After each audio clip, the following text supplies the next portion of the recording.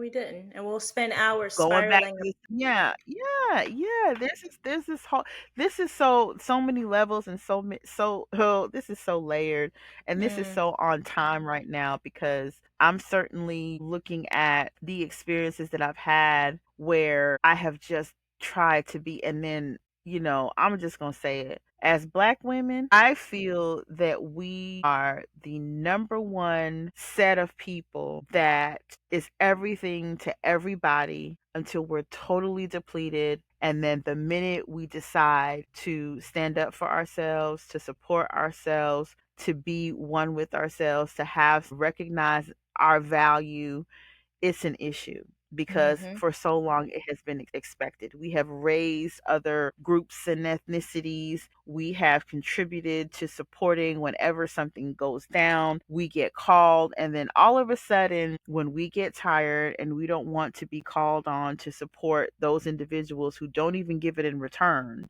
they may mhm. appreciate it at the time, but then they forget. I mean, it's like that's something that's playing out in society right now. Yeah. And some of us, we fall for it because of that self-talk, and we're not really sitting with what it is that's going to be important for us to do so we can be of service if we so choose to others. We do I'm have choosing myself. we are kind of ingrained with that service mentality where you feel like you do have to serve others and be accommodating to everyone else because you don't want to be seen in a different light or seen as that person that's not approachable, basically. Mhm. Like you Mhm. kind of wear down everyone's guard so that you're a lot more acceptable. Well, and not everyone, just speaking from like my experience, I do kind of come off a lot more light and bubbly. And I think one, it's natural, so I don't have to fake it. But also I don't want anyone to feel intimidated by me. But, I mean, I'm not Mhm. intimidating, but you never know. Yeah. And I don't know where it Yeah. was learned because no one actually taught me. Maybe it was something that I saw, like maybe the movies or maybe in passing, because no one in my life has ever said, like, you have to be this way. It was just something that you kind of see over time. It I'm could like, have I been don't, something that you observed from me as your mother because I was very much a people pleaser. true. Yeah. Guilty. And I'm a reformed people pleaser. Now it's like I don't give a Yeah. flip. I literally, I turned, I went through, like I said, I went through my Saturn return. And Mhm. I have been a lot more I've been a lot more to myself, and I have been a less accommodating to people. I will do things for people still, Mhm. and I will help out when I can. I don't give out money anymore though, I will say that. And Mhm. I give my attention, my energy to people when I want to. If I don't want to, I'll like go somewhere else and like be in my own little like bubble. Yeah. And I'm learning it day by Yeah. day. I'm getting a little better every single day. But Mhm. it took a long time to unlearn that behavior. It's kind of crazy. And that is in Yeah, itself yeah. is a form of self-rejection too. You don't realize Mhm. that you're giving yourself so many people for so long that you're rejecting Mhm. yourself.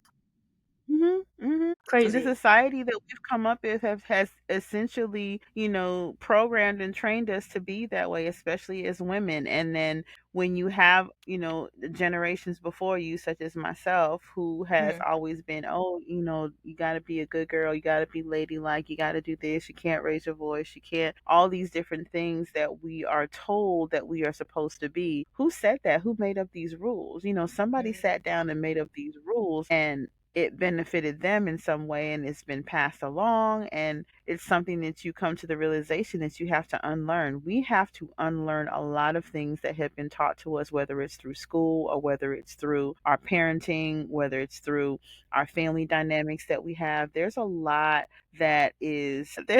broke that something. is Sorry.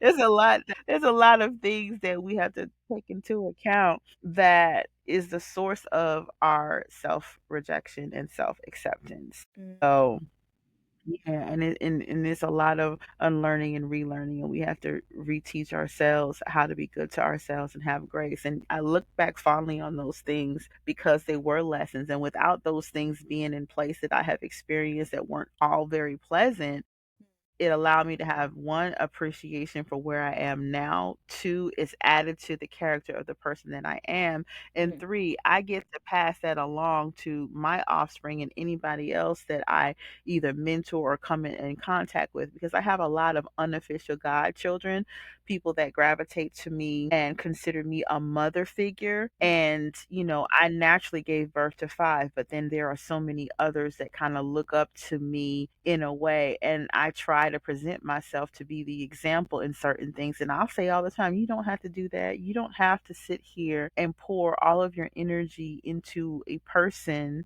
that is not reciprocating, being appreciative, or treating you with a certain level of respect. And we got to start teaching, men and women alike, because there are men that have the tendency to, need to have help with that as well. This is across the board for everybody. But I'm just making the observation that Black women specifically, I feel, are highly likely to be the ones who give their all and don't always get the support in return.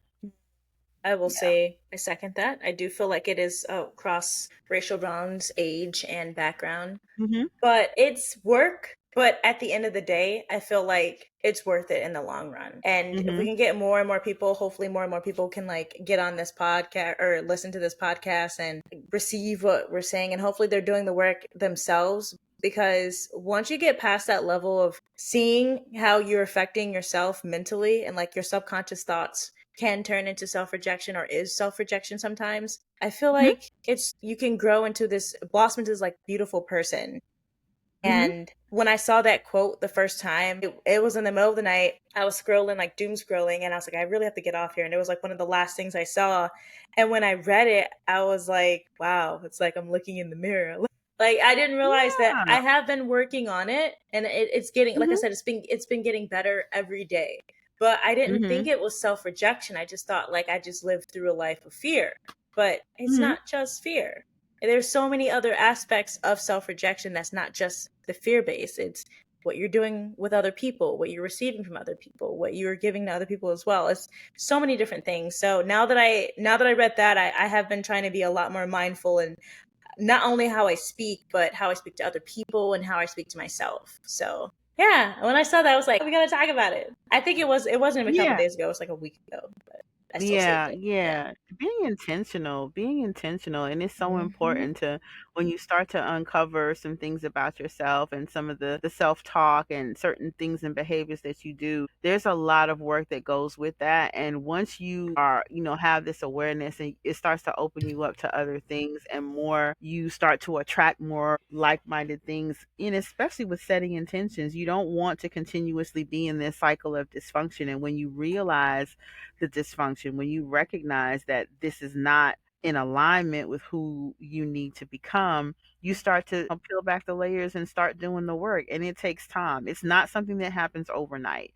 It is. This has been a progression in the making since we were born. And into adulthood, we come to this awareness. We're in the age of Aquarius, Pluto and Aquarius, where things are shifting and kind of like blowing up some of the social activities that are happening right now. And this is something that has been in the making and has happened over time. So it is gonna take time to break down some of those things for us to address that mental loop that we have in our head that creates these behaviors. We're changing the framework.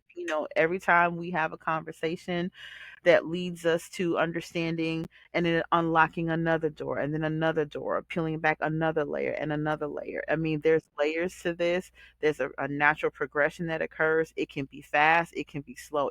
It's at your pace. It's at the exact pace that you need to have.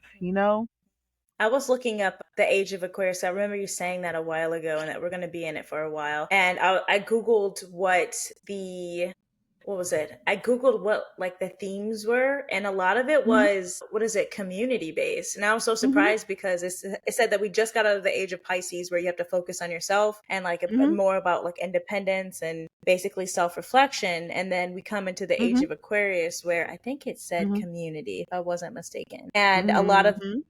the different ways to be successful was to have build a community and be in a community. And I Mhm. was like, wow, it's kind of Yeah, shocking. everything is everything at this time is going to be focused on us being more community centered. And it's Mm-hmm. but in order for us to start being in community and show up the way that we need to, we still, if you didn't do what you needed to do before we got to this, that's it's going to make it that much more challenging for you Mm-hmm. to start doing that work within yourself. They call it shadow work. They call it, entering the dark night of the soul, and all these different emotional things happen to you to where you have to address some things come up from your past and so on and so forth. And whatever that looks like for you, if there isn't work that's being done consistently to get you to the next level so you can be of service in the community and society at large in a way that's not harmful to you, then Mm-hmm. it's going to take more. It's going to take more work. It's going to take more of an investment in yourself. Yeah. I was just looking it up and it says the was it profound societal and individual transformation characterized by a shift from focusing on the individualistic me to a collective we. Yeah. I was like, Yeah, and I think so and yeah. isn't it interesting how we have things in the media with the government? I don't want to put too much time into that. We The get thing like that 15 recently minutes.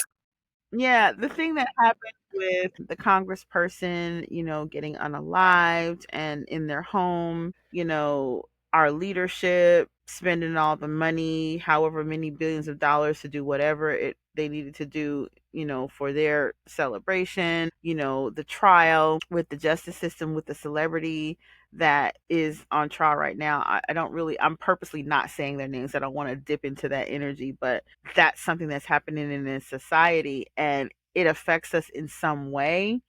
And I think that those things being revealed right now is an indication of how much work we need to do in society, where we're experiencing, children and women being mistreated and other communities being marginalized. These departments that are being created to deport said individuals back to their prospective countries. Like, there has to be some sort of reform when it comes to us as a society because we are, in my opinion, behind when it comes to being a functional society, at least in this little corner of the world that I'm observing. Yes, I don't know what's going on. we're not about the collective at all. Everything is self-motivating, even our government. Like, and I love living in America most of the time, but I will Yeah, say I saw something the other day that were like the government is supposed to work for us, but instead it's working us. And I was yeah, I'm like, in total whoa. agreement. Yeah.